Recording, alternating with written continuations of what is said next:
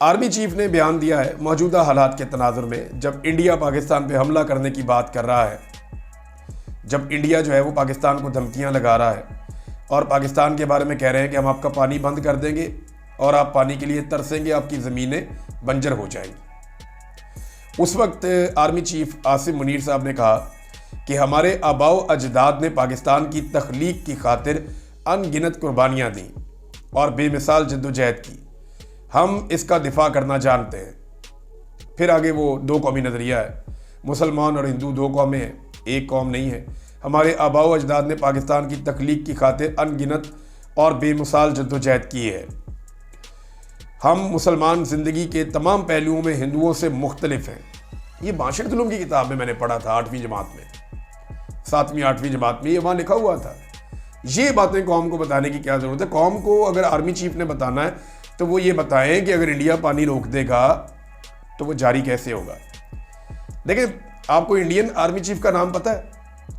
भारत पाकिस्तान की, पहले मैं आपको ये बताऊं, पाकिस्तान की गवर्नमेंट ने एक बड़ा अच्छा काम किया, बड़ा ज़बरदस्त काम किया है।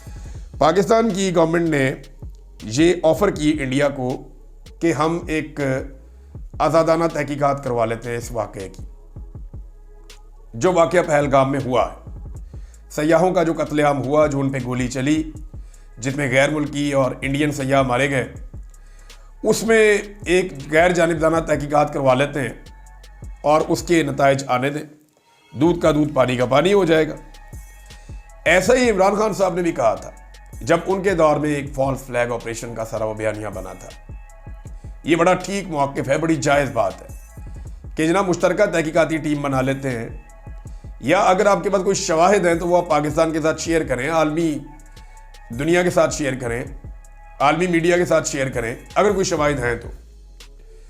वैसे तो इस वक्त अक़वाम मुत्तहिदा के पास पाकिस्तान को जाना चाहिए और उन्हें कहना चाहिए कि इंडिया पाकिस्तान के ऊपर संगीन इल्ज़ाम लगा रहा है, हम दोनों एटॉमिक पावर हैं। अक़वाम मुत्तहिदा की ये रिस्पॉन्सिबिलिटी है कि दो एटमी कुव्वतों के माबैन जो कशीदगी पैदा हो रही है और जो हालात पैदा हो रहे हैं, उन्हें कम करने के लिए वो इंडिया से वो शवाहिद मांगे जिनकी बुनियाद पे वो ये कह रहा है कि ये हमला पाकिस्तान ने किया या करवाया। तो अक़वाम मुत्तहिदा को मांगना चाहिए। बहरहाल ये एक अच्छी बात है जो वज़ीर आज़म ने कही, पाकिस्तान ने ऑफ़र किया कि जनाब गैर जानिबदाराना तहकीकात हम करवा लेते हैं, उसकी बुनियाद के ऊपर जो है वो फैसला कर लेते हैं। अगर पाकिस्तान रिस्पॉन्सिबल है तो फिर पाकिस्तान पे इल्ज़ाम लगाएं ना आप, ऐसे तो आप नहीं लगा सकते। अच्छा जी, पाकिस्तानी आर्मी चीफ का बयान मैंने आपको बताया। आपको इंडियन आर्मी चीफ का नाम पता है? मैं जब ये वीलॉग कर रहा हूं तो मैं शर्तिया ये बात कहता हूं कि अगर इसको 1 लाख अफराद सुन रहे हैं ना, तो 1000 भी ऐसे नहीं होंगे जो इंडियन आर्मी चीफ का नाम जानते होंगे। हो सकता है 100 भी ऐसे ना हो कि जो इंडियन आर्मी चीफ का नाम जानते हो। इंडियन आर्मी चीफ ने दौरा किया है मकबूजा कश्मीर का। वो वहां पे लाइन ऑफ कंट्रोल और वहां के मामलात को सबको रिव्यू कर रहे हैं। वो वहां पे दौरा कर रहे हैं, वो अपनी ऑपरेशनल तैयारियों को देख रहे हैं। इनका नाम है जी जनरल उपेंद्रा द्विवेदी। ये इंडियन आर्मी चीफ है, मुझे भी पढ़ना पड़ा इनका नाम, मुझे ज़बानी याद नहीं। उपेंद्रा हम कहते हैं। तो जनरल उपेंद्रा जो हैं ये इंडियन आर्मी चीफ है। इनका कोई बयान नहीं आया। इनका सिक्योरिटी फेलियर हुआ, इनके वहां पे लोग मारे गए, इनकी इंटेलिजेंस की नाकामी हुई जो इनकी गवर्नमेंट ने तस्लीम की, लेकिन इंडियन आर्मी चीफ का कोई स्टेटमेंट नहीं आया। मुलाजिम है ना, चौकीदार है। जब चौकीदार से गलती हो जाए, जब चौकीदार से कोताही हो जाए और जब चौकीदार अपनी चौकीदारी ठीक तरीके से ना कर पाए तो फिर उसका बोलना बनता ही नहीं है। फिर चौकीदार ने चुप करके बेइज्जती करवानी होती है और फिर वो करना होता है जो मालिक कहे। तो मालिक बोलेंगे, चौकीदार वही करेगा। चौकीदार को तब बोलना चाहिए जब वो अपनी ड्यूटी पूरी तरह कर दे। तो इंडियन आर्मी चीफ शर्मिंदा भी है, नाकामी हुई है। लेकिन पाकिस्तान और इंडिया का अगर आप मवाजना करें तो पाकिस्तान में सारा फोकस, चाहे वो आपका दिफा है, आपकी मईशत है, आपकी ज़राअत है, आपकी सियाहत है, आपका कारोबार है, आपकी खारजा पॉलिसी है, आपकी दाखिला पॉलिसी है, आपकी सियासत है, आपकी कौमी असम्बली है, आपका सेनेट है, आपकी सूबाई हुकूमत है, आपकी मादनियात है, जो कुछ भी है, पाकिस्तान में सारा फोकस आर्मी चीफ की तरफ जाता है। इंडिया में आर्मी चीफ की तरफ लड़ाई का फोकस भी नहीं जाता। जंग का फोकस भी, जंग की बात होती है तो मोदी की बात करते हैं, या उनका वजीर दिफा उसकी बात करते हैं, राजनाथ वगैरह की बात करते हैं। वो बात ही नहीं करते वजारत दाखिला उनकी, वजारत खारजा उनकी, जयशंकर वगैरह, या उनका वजीर आजम।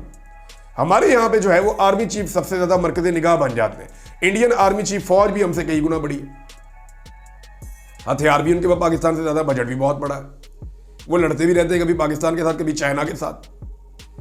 तो वो भी एक आर्मी चीफ है ना, ज्यादा बड़ा बजट है, ज्यादा बड़ा उसका वो सिस्टम है। लेकिन इंडियन आर्मी चीफ का नाम भी आपको नहीं पता, मुदाखलत ही नहीं करता किसी चीज में, सिर्फ इंतजार करता है कि बॉस का हुक्म आएगा तो मैं काम करूंगा। यहां पे army chief is the boss. और ये तो टीवी टॉक शोज में लोग ओपनली बात करते हैं और कहते रहते हैं। शहबाज शरीफ कह रहे हैं कि 25 करोड़ अवाम जो है पूरी ताकत से साथ खड़ी है। नहीं, पब्लिक को प्रॉब्लम है। पब्लिक ये कह रही है कि मिलिट्री एस्टेब्लिशमेंट ने हमारा मैंडेट छीना हुआ है, हमने वोट किसी और को डाला था, ला के बिठा किसी और को दिया। लोग नाराज हैं, लोग ये कह रहे हैं आपने हमारे साथ ज्यादती की है, हमसे माफी मांगिए। लोग ये कह रहे हैं कि आपने जुल्म किया, जबर किया, फस्तायत की, आपने इंसानी हकूक की पामालियां की हैं, आप हमसे माफी मांगिए। और पाकिस्तान की मिलिट्री एस्टेब्लिशमेंट माफी मांग नहीं रही। अब उसका रद्देअमल ये देखिए कि ISPR का नगमा जो 1 घंटे के अंदर 10-10 लाख पे पहुंच जाता था, 5 लाख 10 लाख ऐसे जाता था, शूटो शूट मिलियंस के अंदर इनके पड़े हुए, सैकड़ों मिलियन लोगों ने देखे हुए इनके नगमे। 9,400 3.5 घंटे में। इस रफ्तार से तो ये 1 हफ्ते के अंदर 1 लाख पे पहुंचेगा, या चलो 2 लाख 3 लाख पे पहुंच भी गया। तो ये क्या सूरत हाल है। यहां एक सबक है सबके लिए कि कोई भी फौज वो अपने मुल्क से बड़ी नहीं होती या अपने मुल्क से ताकतवर नहीं होती। और मुल्क सारा कुछ जो है, मुल्क का सब कुछ वो अवाम होती है। 25 करोड़ लोगों का मुल्क है और लोगों की अक्सरियत नाराज है। क्या कोई फौज ये बोझ उठा सकती है? इस हसास मौके के ऊपर मिलिट्री एस्टेब्लिशमेंट को फायदा उठाना चाहिए, कौम से माफी मांगनी चाहिए, गुनाहों से तौबा करनी चाहिए और जमहूरियत को पाकिस्तान में बहाल करना चाहिए जैसे कि इंडिया में है। उनके सियासतदान और उनकी सिविलियन क़यादत जो है वो फैसले कर रही है। पाकिस्तान में फैसले कहाँ और कैसे हो रहे हैं ये आपके सामने है। और ऐसा लगता है नाज़रीन, एक तासुर दिया जा रहा है कि जैसे जंग अगर ना हुई या लड़ाई ना हुई तो ये पाकिस्तान की बहुत बड़ी कामयाबी है। यानी अगर कशीदगी में कमी हो जाती है तो यही पाकिस्तान की कामयाबी है। नहीं, पाकिस्तान की कामयाबी है कि इंडिया खुद कहे कि उन्होंने सिंध तास मुआहिदा बहाल कर दिया है। पाकिस्तान की कामयाबी तब है जब हमारा पानी रोकने के अज़ाइम इंडिया के खत्म हो जाएं। उन्होंने कई जगह पे माजी में भी हमारा पानी रोका है, जेलम में रोका है, चनाब में रोका है। दरिया सिंध अब खतरे में है। रावी, सतलुज और ब्यास तो वो पहले ही बंजर कर चुके हैं सारा इलाका। तो अगर हम अपना पानी वापस ले पाए, पाकिस्तान की सरजमीन के ऊपर दरियाओं में पानी की फरावानी पहले की तरह हो जाए जैसे आज से 50 साल पहले, 40 साल पहले होती थी, तो ये तो पाकिस्तान की बहुत बड़ी कामयाबी है।